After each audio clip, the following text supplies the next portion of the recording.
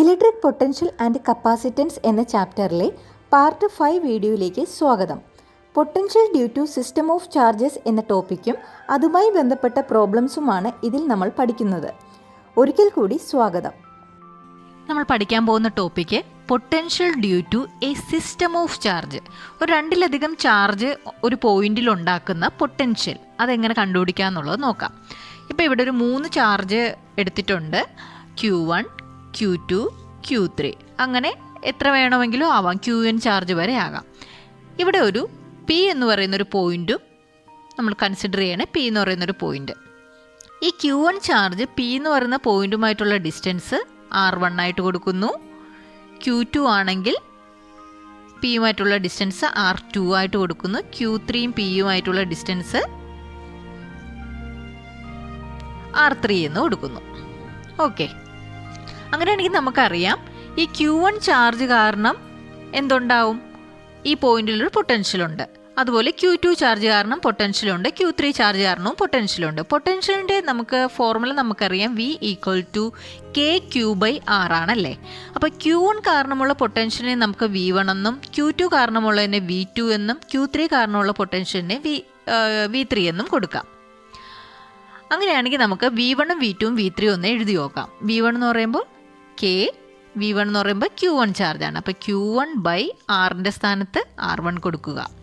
V2 എഴുതുമ്പോൾ K into charge Q2 ആണ്, distance R2 ആണ്. V3 എന്ന് പറയുമ്പോൾ K Q3/R3. ഇനി ടോട്ടൽ പൊട്ടൻഷ്യൽ V കാണണമെങ്കിൽ, മൊത്തത്തിൽ ഈ പോയിന്റിന് അനുഭവപ്പെടുന്ന പൊട്ടൻഷ്യൽ, നെറ്റ് പൊട്ടൻഷ്യൽ V കാണണമെങ്കിൽ എന്ത് ചെയ്താൽ മതി? ഈ V1നെയും V2നെയും V3യും കൂടെ എന്ത് ചെയ്താൽ മതി? സം ചെയ്താൽ മതി അല്ലേ.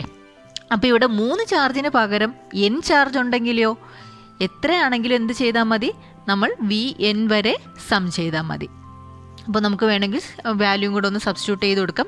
എല്ലാത്തിലും K കോമൺ ആയതുകൊണ്ട് K നമുക്ക് പുറത്തെടുക്കാം.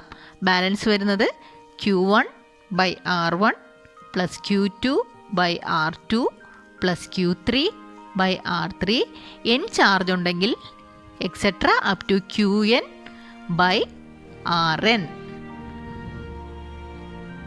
ഓക്കെ, അപ്പോൾ potential due to system of charge എന്ന് പറയുന്നത്, നമ്മൾ നെറ്റ് പൊട്ടൻഷ്യൽ എന്ന് പറയുന്നത് എന്താണ്? ഓരോ ഇൻഡിവിജ്വൽ പൊട്ടൻഷ്യലിനെ നമ്മൾ എന്ത് ചെയ്താൽ മതി? ആഡ് ചെയ്താൽ മതി. നമുക്ക് പ്രോബ്ലത്തിലോട്ട് നോക്കാം. A regular hexagon of side 10 cm has A charge 5 microcoulomb at each of its vertices. Calculate the potential at centre of hexagon. അപ്പോൾ ഒരു റെഗുലർ ഹെക്സഗൺ തന്നിട്ടുണ്ട്. റെഗുലർ ഹെക്സഗണിൻ്റെ സൈഡ് തന്നിട്ടുണ്ട്. എത്രയും തന്നിട്ടുണ്ട്? 10 cm എന്ന് തന്നിട്ടുണ്ട്. 10 cm എന്ന് തന്നിട്ടുണ്ട് അല്ലേ. അതിൽ ഓരോ വേർട്ടിസസിലും ചാർജ് എത്ര ഇരിപ്പുണ്ടെന്ന് പറയുന്നുണ്ട്? 5 microcoulomb വെച്ച് ഇരിപ്പുണ്ട്. 5 microcoulomb ഓരോ വേർട്ടിസസിലും ഇരിപ്പുണ്ട്. 5 microcoulomb. ഇങ്ങനെ എത്ര വേർട്ടിസസ് ഉണ്ട്? 6 ഉണ്ടല്ലേ. 5 microcoulomb.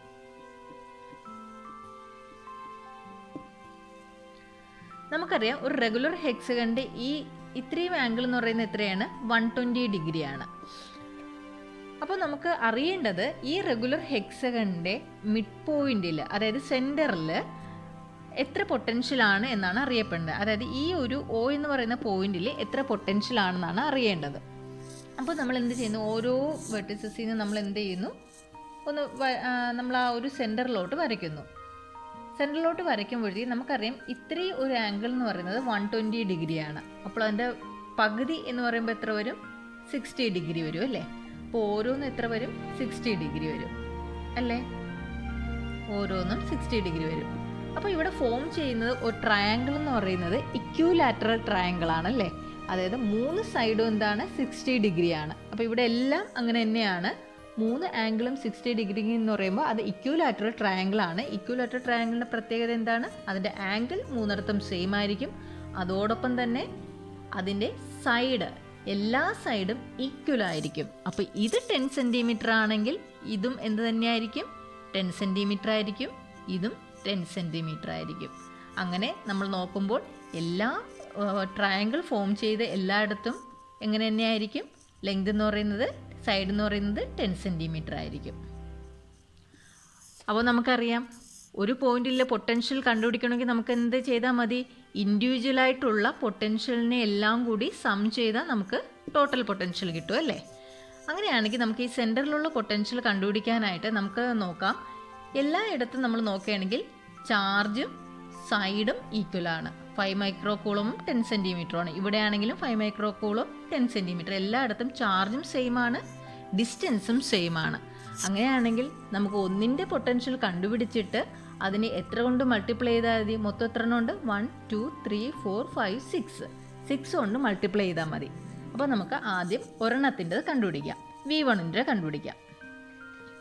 ഈ V1ൻ്റെ കണ്ടുപിടിക്കാം. V1 എന്ന് പറയുന്നത് ഇക്വേഷനിൽ ഇട്ട് കൊടുക്കാം. K ഇൻറ്റു ഇവിടെ Q എന്ന് പറയുന്നത് എത്രയാണ്? 5 മൈക്രോ കൂളം. 5 ഇൻറ്റു മൈക്രോ എന്ന് പറയുമ്പോൾ 10⁻⁻6 ഡിവൈഡഡ് ബൈ 10 സെൻറ്റിമീറ്റർ. അപ്പോൾ 10 ഇൻറ്റു 10⁻⁻². അപ്പോൾ മൊത്തം പൊട്ടൻഷ്യൽ കണ്ടുപിടിക്കാൻ നമ്മൾ എന്ത് ചെയ്താൽ മതി? 6 ഇൻറ്റു V1 എടുത്താൽ മതി അല്ലേ. അപ്പോൾ നെറ്റ് പൊട്ടൻഷ്യൽ എന്ന് പറയുമ്പോൾ 6ഉം കൂടെ മൾട്ടിപ്ലൈ ചെയ്താൽ മതി. അപ്പോൾ 6 ഇൻറ്റു കെയുടെ വാല്യൂ എത്രയാണ്? 9 ഇൻറ്റു 10⁻⁹. ബാലൻസ് വരുന്നത് 5 ഇൻറ്റു 10⁻⁻6 ഡിവൈഡഡ് ബൈ 10 ഇൻറ്റു 10⁻⁻². ഇത് നമുക്ക് ചെയ്യുമ്പോൾ കിട്ടുന്ന ആൻസർ 2.7 ഇൻറ്റു 10⁻⁶ വോൾട്ടാണ്. 2.7 into 10⁻⁶ volt. നിങ്ങളിത് കാൽക്കുലേറ്ററിൽ ചെക്ക് ചെയ്ത് നോക്കുക. അപ്പോൾ മനസ്സിലാക്കേണ്ട പോയിന്റ് എന്ന് പറഞ്ഞാൽ ഇത് റെഗുലർ ഹെക്സഗൺ ആണ്. അതിനകത്ത് ഓരോയിടത്തും 5 മൈക്രോ കൂളം എന്ന് പറഞ്ഞ ചാർജ് വെച്ചിട്ടുണ്ട്. അതിൻ്റെ ഒരു സൈഡ് 10 സെൻറ്റിമീറ്റർ എന്ന് തന്നിട്ടുണ്ട്. അപ്പോൾ നമുക്ക് സെൻറ്ററിലുള്ള പൊട്ടൻഷ്യലാണ് നമുക്ക് കണ്ടുപിടിക്കേണ്ടത്. അപ്പോൾ നമുക്ക് മനസ്സിലായി അത് ഓരോന്നും 60 ഡിഗ്രിയാണ്, എല്ലാ ആംഗിളും ഒന്നും മനസ്സിലായി. അതോടെ നമുക്ക് എന്ത് മനസ്സിലായി? ഇക്വലാറ്ററൽ ട്രയാങ്കിളാണ് ഫോം ചെയ്തിരിക്കുന്നതെന്ന് മനസ്സിലായി. ഇക്വലാറ്ററൽ ട്രയാങ്കിൾ ആയതുകൊണ്ട് ഇവിടെ 10 സെൻറ്റിമീറ്റർ ആണെങ്കിൽ എല്ലാ സൈഡും എന്ത് തന്നെയാണ്? 10 സെൻറ്റിമീറ്റർ ആണ്. അപ്പോൾ ഒരു പൊട്ടൻഷ്യൽ കണ്ടുപിടിച്ചാൽ തന്നെ നമുക്ക് മനസ്സിലായി എല്ലാ ചാർജ് സെയിം ആണ്, അതുപോലെ ഡിസ്റ്റൻസ് സെയിം ആണ്. അപ്പോൾ ഒരു ചാർജ് കാരണമുള്ള പൊട്ടൻഷ്യൽ കണ്ടുപിടിച്ച ശേഷം അതിനെ 6 കൊണ്ട് മൾട്ടിപ്ലൈ ചെയ്താൽ നമുക്ക് ആൻസർ കിട്ടും. അടുത്ത പ്രോബ്ലം നോക്കാം. 2 charges 5 into 10⁻⁻8 coulomb and -3 into 10⁻⁻8 coulomb are located 16 centimetre apart. At what points on the line joining the two charges the electric potential 0? Take the potential at infinity to be 0. Question എന്ന് പറഞ്ഞാൽ 2 charge തന്നിട്ടുണ്ട്. 5 into 10⁻⁻8 കൂളോമും -3 into 10⁻⁻8 കൂളോമും. അത് എത്ര centimetre അകലെയാണ് ഇരിക്കുന്നത്? 16 centimetre അകലെയാണ് ഇരിക്കുന്നത്. അപ്പോൾ ഏത് പോയിന്റിലാണ് പൊട്ടൻഷ്യൽ സീറോ ആവുന്നത്? അതായത് ഏതെങ്കിലും ഒരു ചാർജിൽ നിന്നും എത്രയോ ഡിസ്റ്റൻസിൽ അകലെ ഒരു പോയിന്റിൽ അവിടെ പൊട്ടൻഷ്യൽ എന്ന് പറയുന്നത് എന്താണ്? 0 ആണ്. അപ്പോൾ അത് എത്ര ഡിസ്റ്റൻസ് അകലെയാണ് ആ പൊട്ടൻഷ്യൽ 0 ആകുന്നത് എന്നാണ് നമുക്ക് കണ്ടുപിടിക്കേണ്ടത്. അപ്പോൾ നമുക്ക് ആ ഒരു പൊട്ടൻഷ്യൽ 0 ആവുന്ന ഒരു പോയിന്റിനെ നമുക്ക് കൺസിഡർ ചെയ്യാം.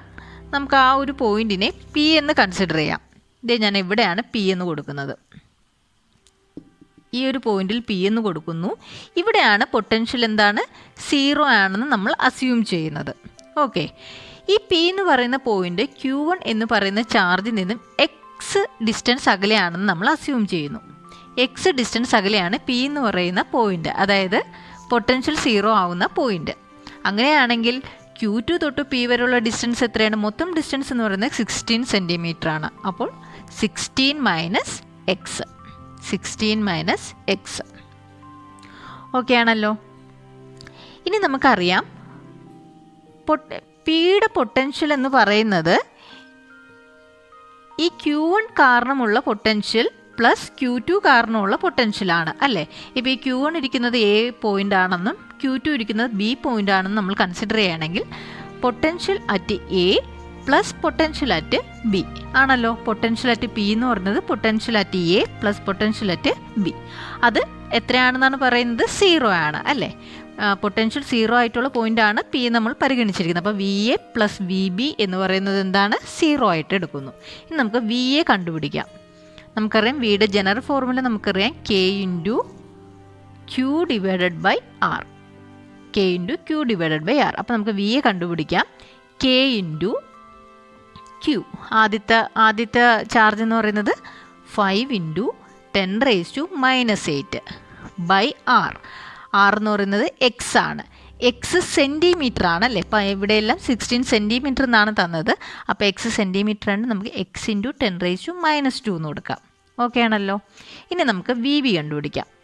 വി ബി എന്ന് പറയുമ്പോൾ ബി പോയിന്റിലിരിക്കുന്ന ചാർജ് എന്ന് പറയുന്നത് -3 ഇൻറ്റു 10⁻⁻8 ആണ്. അപ്പോൾ K into -3 into 10⁻⁻8 divided by അതിൻ്റെ ഡിസ്റ്റൻസ് എന്ന് പറയുന്നത് എത്രയാണ്? 16 - x. 16 - x സെൻറ്റിമീറ്റർ ആണ്. നമ്മൾ അതിന് എന്ത് ചെയ്യുക? മീറ്ററിലാക്കാൻ 10⁻⁻2 കൊണ്ട് മൾട്ടിപ്ലൈ ചെയ്യുക. ഇനി നമുക്ക് എന്താണ് potential V A plus V B equal to 0 ആണ് അല്ലേ. V A plus V B equal to 0 എന്നാണ്. നമുക്ക് എഴുതാം.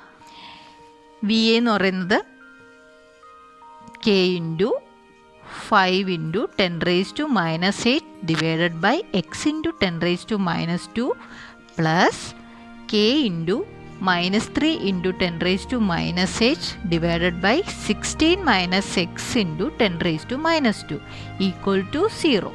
ഇതിനെ നമുക്ക് എന്ത് ചെയ്യാം? അപ്പുറത്ത് കൊണ്ടുപോകാം. അപ്പോൾ K into 5 into 10⁻⁻8 divided by X into 10⁻⁻2 equal to, ഇങ്ങോട്ട് കൊണ്ടുപോകുമ്പോൾ -3 എന്നുള്ളത് എന്താവും? +3 ആവും. അപ്പോൾ K into 3 into 10⁻⁻8 divided by 16 - x into 10⁻⁻2. Cancel ചെയ്ത് പോകുന്നതൊക്കെ നമുക്ക് ക്യാൻസൽ ചെയ്യാം. ഏതൊക്കെ ക്യാൻസലായി പോവും? 10⁻⁻8 പോയി, 10⁻⁻8 പോയി, കെ പോയി. അതുപോലെ 10⁻⁻2 ഇവിടുത്തെ 10⁻⁻2 ക്യാൻസലാവും. ബാലൻസ് വരുന്നത് 5 ഡിവൈഡഡ് ബൈ എക്സ്.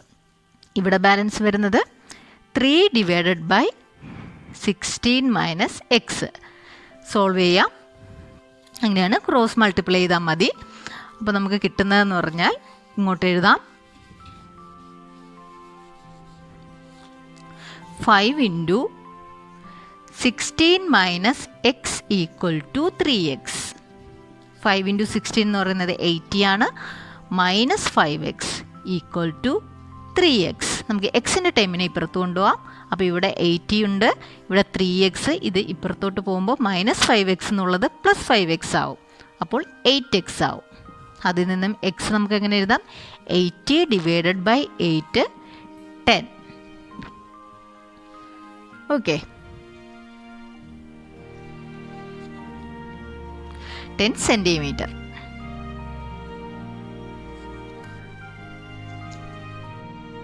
ഇതോടുകൂടി ഈ വീഡിയോ അവസാനിക്കുന്നു. നിങ്ങളുടെ അഭിപ്രായം കമൻറ്റ് ബോക്സിൽ അറിയിക്കുമല്ലോ.